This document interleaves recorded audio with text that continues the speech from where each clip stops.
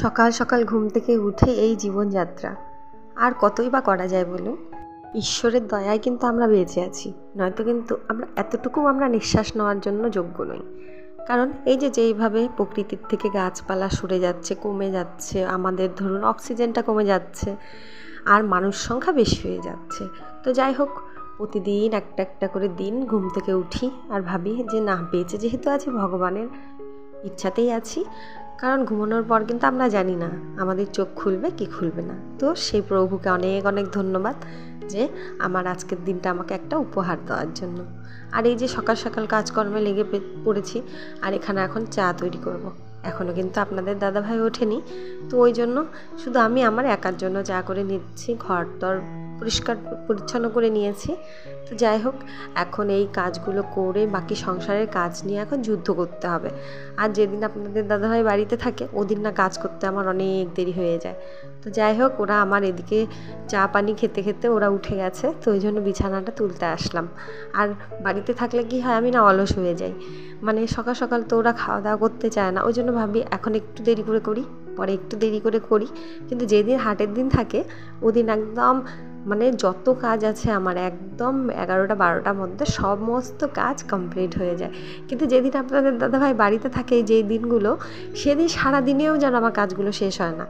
তো যাই হোক, এই যে আমার কাজগুলো হয়ে গেছে, তো বাড়ির এই যে ফুলগুলো ফুটেছে তো ওইগুলোই দেখাচ্ছিলাম। আজকেরও আকাশটা খুব রৌদ্র দিয়েছে, আর এখনও হাওয়া দেওয়া শুরু হয়নি, কিন্তু শুরু হয়ে যাবে।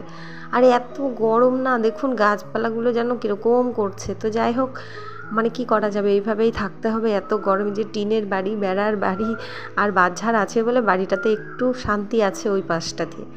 আর এখানে এই যে হাসাহাসি চলছে, ছেলে ওর মুখটা বন্ধ করে দিচ্ছে, কারণ ও হাসছে, দেখতে পাচ্ছেন, কিন্তু ও হাসছিল না, আমি হাসাচ্ছিলাম। কারণ কালকের থেকে মুখটা ভার করে আছে, আমার সাথে একটু তর্ক হয়েছে, তো ওই জন্য ওটা অন্য কিছু নিয়ে, সামান্য একটু কথা ছেলেকে নিয়েই আমাদের যা হয়েছে। তো ওই তো আমি বলছি কালকে রাগ করেছিল, আজকেও রাগ করে থাকবে।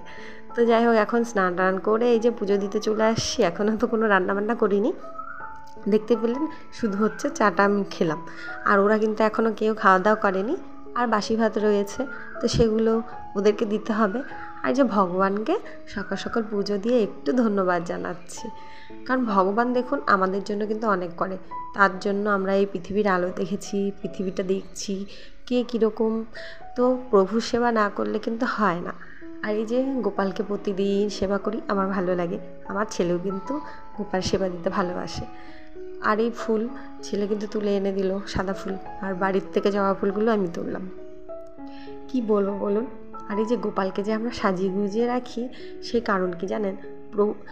প্রভু বলে যে আমাকে সাজিয়ে গুজিয়ে রাখার কারণ হচ্ছে যে আমাকে দেখবে, আমার চেহারাটাতেই যেন তার চোখগুলো আটকে যায়, আমার চরণ যেন না খুঁজে। কারণ প্রভুর চরণ দর্শন করা অত্যন্ত ভালো, অত্যন্ত দুর্লভ। কারণ ঠাকুরের চরণে কিন্তু নানান ধরনের চিহ্ন থাকে। সেই চিহ্ন যদি আমরা দর্শন করি না, আমাদের আত্মা মনের যে বিকার আছে, সেই বিকারগুলো দূর হয়ে যাবে। তো যাই হোক, এই যে পুজোটা দিয়ে নিচ্ছি।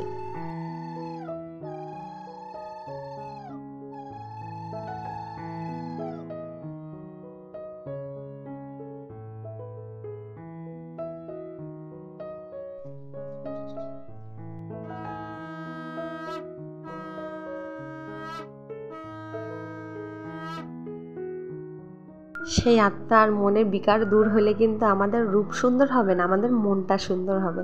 এটা সেই ভগবত পুরাণে আছে। তো যাই হোক, এই যে গোপালকে সেবা দিয়ে দিচ্ছি। আর হ্যাঁ, গোপালকে যারা পূজেন তারা কিন্তু গোপালকে কখনো ভগবান রূপে পুজবেন না, একদম গোপালকে নিজস্ব সন্তান রূপে পুজো করবেন, তাহলেই ভালো। কারণ গোপালকে ভগবান রূপে পুজোর থেকে সন্তান রূপে পুজো করাটা অত্যন্ত শুভ, অত্যন্ত ভালো। তো আমার এই যে পুজো দেওয়া হয়ে গেছে, এই যে আমাদের গোপাল সোনা। আর আমি কিভাবে পুজো দিই প্রতিদিনের, এটা তো নিত্য সেবার মধ্যে পড়ে। তো আমি এইভাবে পুজো দিই। তোমাদের যদি ভালো লাগে তোমরা আমাকে বলবেন আপনাদের কোথায় ভালো লাগে। যদি একটু ভালো লেগে থাকে তাহলে আমার চ্যানেলটি তোমরা লাইক শেয়ার সাবস্ক্রাইব করে আমার পাশে থাকতে পারে। ওহো, আজকে তো আমি আমার পরিচয়টা দিতেই ভুলে গেছি। নমস্কার, কেমন আছো তোমরা সবাই? আশা করছি সকলে খুব ভালো আছেন। সঙ্গীতার ঘরকন্যা ওয়াইটি ব্লগে আরও একবার আপনাদের স্বাগত। তো তোমাদের সাথে অনেকটা কথা বলে ফেললাম। তোমাদের সাথে কথা বলতে বলতে দেখুন আমার কিন্তু পুজো দেওয়াটাই হয়ে গেল, আর গল্পের তালে আমি আমার পরিচয় দিতেই ভুলে গেছিলাম। তো চলুন, এখন আমার পুজো দেওয়া হয়ে গেছে, এখন সংসারের বাকি কাজগুলো করা যাক, তারপর আবার দেখা হচ্ছে বিকেলবেলা। আর আগের দিনে আমি অত্যন্ত একটা কারণে খুশি হয়েছিলাম, সেটাও তোমাদের সাথে শেয়ার করি। আজকে এই যে সাদা সিধে রান্না, কালকে একটু মাছ এনেছিল, তো এই যে আলু বরবরি আর টমেটো দিয়ে সবজিটা রান্না করে নিচ্ছি। আর আজকে সব তাড়াহুড়ার মধ্যে দেখাচ্ছি, আর বরবরিগুলো নষ্ট হবে কেন, ওই জন্য কয়েকটা দিয়ে দিচ্ছি এখানে আলু মাছের ঝোলে দিয়ে দিলাম, আর কয়েকটা দিয়ে দিচ্ছি এখানে মানে আলু আর বরবরি ভাজা। মানে নষ্ট হয়ে যাচ্ছে, মানে শুকিয়ে যাচ্ছে, রস থাকছে না ভিতরে, প্রচণ্ড গরম ওই কারণে। তো যাই হোক, এখন এগুলো রান্না বান্না করে ওদেরকে দুপুরবেলা খেতে দিতে হবে, অনেকটা বেলা হয়ে গেছে। আর খাওয়া দাওয়ার পরে তো একদম জোর ঘুম দিয়ে, এটা কিন্তু বিকেলবেলা উঠে আমি বিকেলবেলা ঘরগুলো মুছছিলাম, এত হাওয়া, এত ধুলো, আর এত প্রচণ্ড গরম, আমার চোখ মুখগুলো কিন্তু ভার হয়ে আছে, দেখলে আপনারা বুঝতে পারবেন। কারণ এক্ষুনি ঘুম থেকে উঠলাম, ঘুম থেকে উঠেই ঘরগুলো মুছতে শুরু করলাম। আর এই ঘরে মেঝেতে আপনাদের দাদাভাই শুয়ে আছে, আমি বিছানায় ঘুমিয়েছিলাম, প্রচণ্ড গরম করছিল, তো তারপর ওখান থেকে নেমে একটু নিচে শুলাম, আর ঘুম পাচ্ছিল না, বিকেল হয়ে গেছে। তো আপনাদের দাদাভাইকে ডেকে দিলাম, ও উঠলো, ও বাইরে মুখ চোখ ধুতে গেছে, আর আমি ঘরগুলো মুছে নিচ্ছি। এত ধুলো হয়ে গেছে, আর ভালো লাগছে না, প্রচণ্ড হাওয়া মারছে। তো যাই হোক, এগুলো মোছা কোছা করে এখন হাত মুখগুলো ধোবো। ও হ্যাঁ, আর আপনাদের সাথে যেটা শেয়ার করতে চাইছিলাম, আমাদের এখানে তো প্রচণ্ড জলের সমস্যা, প্রচণ্ড জলের অভাব, কুয়োর জল তো প্রায় অনেকটা নিচে। তো যাই হোক, এখন যে সরকার থেকে জলের কল বাড়ি বাড়ি দিচ্ছে, সেই জলের কল আমাদের এদিকেও প্রায় চলে আসছে। কালকে হয়েছে ঘটনাটা, আমি আপনাদের সাথে শেয়ার করতে পারিনি, শুধু আমি দেখে এসেছিলাম। ড্রেন খোঁড়া হয়েছে, পাইপ ফেলানো হয়ে গেছে, তার মধ্যে আর 2-3 মাসের মধ্যে জলের কলও ঢুকে যাবে, বা তার আগেও ঢুকতে পারে, তাড়াতাড়িও ঢুকতে পারে। তো ওই জন্য আমি অত্যন্ত খুশি যে না, যাই হোক, জলের সমস্যাটা তো মিটবে। এই জল টানা হ্যাচড়া করে প্রেগনেন্ট অবস্থাতেও এই যে বড় হাঁড়িগুলো দেখছেন, এরকম হাঁড়ি নিয়ে বড় বড় হাঁড়ি করে জল উবানো হতো এই বাড়িতে এতগুলো লোকের জন্য। তো সেই এখনও তো জল উবাতে হয়, এখন আপনাদের দাদাভাই আমাকে উবিয়ে দেয়। তো এই যে ড্রেন খুঁড়েছে, প্রথমে দুপুরবেলা ফেলে গেছিলো আগের দিনে, তো আমি ওগুলো আপনাদের সাথে শেয়ার করে নিয়ে পাইপ ফেলছে, তো আজকে আপনাদের সাথে শেয়ার করলাম। আমি খুব খুশি যে না, জলের সমস্যাটা মিটবে। যেহেতু আমাদের বাড়িতে কুয়োই হয় না, কল হয় না, কিচ্ছু হয় না, ওই জন্য তো অনেক ভালো। আর যদি বাড়িতে কল কুয়ো হতো তাহলে তার সমস্যা হতো না। তো যাই হোক, এখন এই যে হাত মুখ ধুয়ে জামা কাপড় ছেড়ে সন্ধ্যাবাতি দিতেই চলে আসছি। আমি কিন্তু দিনে 2 বার আমি গোপাল সেবা দিই।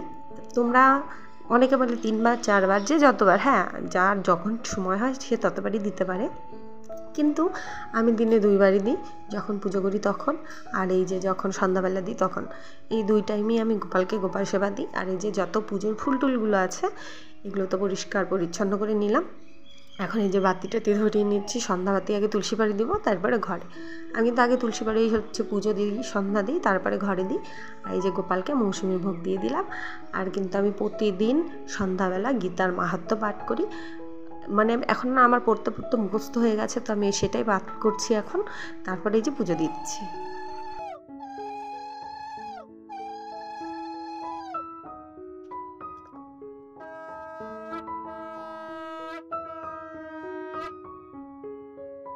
গীতার মাহাত্ম্যটা আমি পড়তে পড়তে মুখস্থই হয়ে গেছে একদম। বাবা প্রথম দিয়েছিল যে এটা পড়বা, পূজা দেওয়ার সময় দিবা। তো যাই হোক, আমি পুজো দেওয়ার সময় করি না, কিন্তু সন্ধ্যাবেলা সন্ধ্যাবাতি যখন দিই তখন আমি গীতার মাহাত্ম্য প্রতিদিন পাঠ করি। তো তোমরা এইভাবে ভগবান সেবা দাও, ভগবানের গীতা পড়ো, গীতার মাহাত্ম্য পাঠ করো। আগে তো গীতা পড়েছি, প্রেগনেন্সি অবস্থাতেও আমি গীতা পাঠ করেছি। তো যাই হোক, যদি আজকের ব্লগটা তোমাদের কোথাও ভালো লেগে থাকে বন্ধুরা, অবশ্যই তোমরা আমার চ্যানেলটি লাইক, শেয়ার, সাবস্ক্রাইব করে আমার পাশে থাকবেন। তো আজকের মতো সকলকে রাধে রাধে, সবাই ভালো থাকবে, সুস্থ থাকবে, সাবধান থাকবে। আর যে আমার ছেলে এখন সন্ধ্যাবেলা টিফিন করছে, ঠাকুমা দিয়েছে। তো কালকে ফিরে আসছি নতুন একটা সুন্দর ছোট্ট ব্লগের সাথে। টাটা।